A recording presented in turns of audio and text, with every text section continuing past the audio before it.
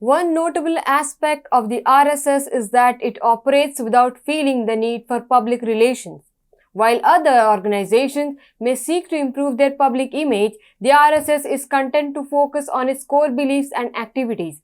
This is in keeping with the organization's commitment to promoting Hinduism and cultural pride in India. However, the organization's Hindu nationalist approach has been a topic of criticism by some who see it as promoting Hindu Rashtra and opposing plurality.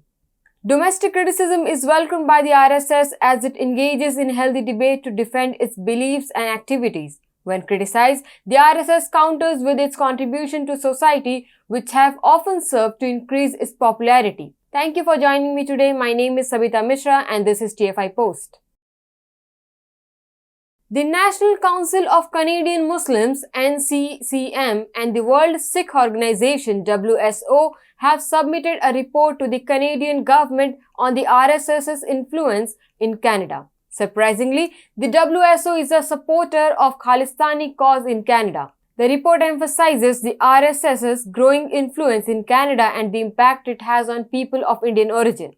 While the NCCM focuses on the plight of Muslims in India, claiming that they are second-class citizens, the WSO claims that the RSS seeks to erase their identity. As the report sparks debate, it is unclear how the Canadian government will respond to these allegations. The report is full of propaganda to defame the organization.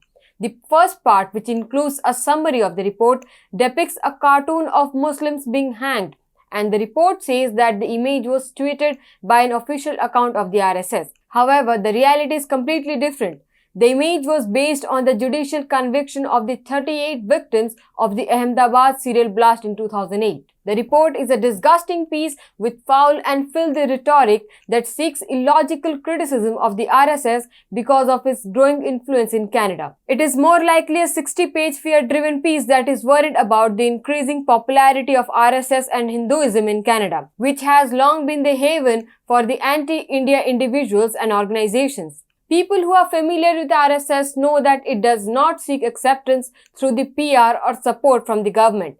They do indeed believe in people-to-people connectivity. This type of reach can only be made when an organization is efficient enough to address the real issues of people and stay away from political gimmicks.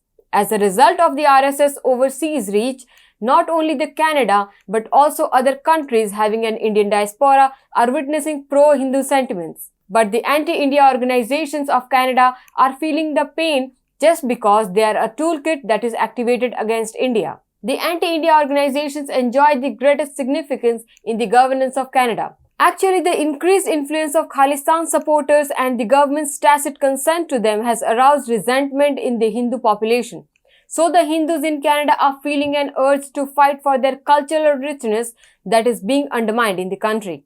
They believe that it is critical that the contribution of the Hindu community to the growth of Canada be promoted. Apart from that, it is their duty to defy the pro-Khalistani elements that are enriching hatred against Hinduism in the hearts of other Sikhs.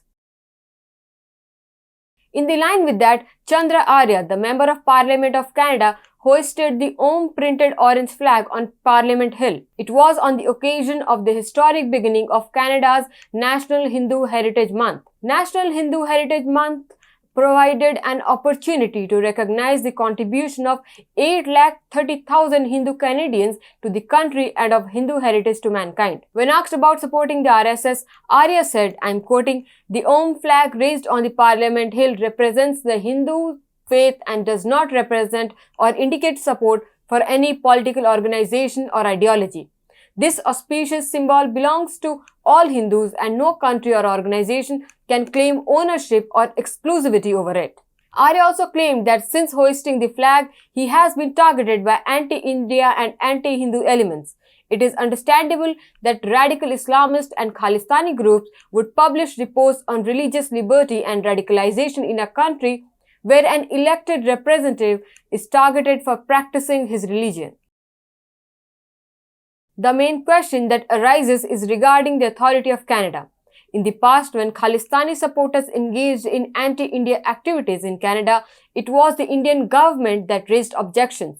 and Canada, being Canada, has consistently expressed its desire for open dialogues on all aspects of human values. Now, with the release of this report, Canada will need to demonstrate whether it truly affords this value. Regardless of the direction this debate may take, one fact remains clear. Unlike Khalistan, the RSS is a peaceful organization that takes pride in India's cultural richness and works for the betterment of its people.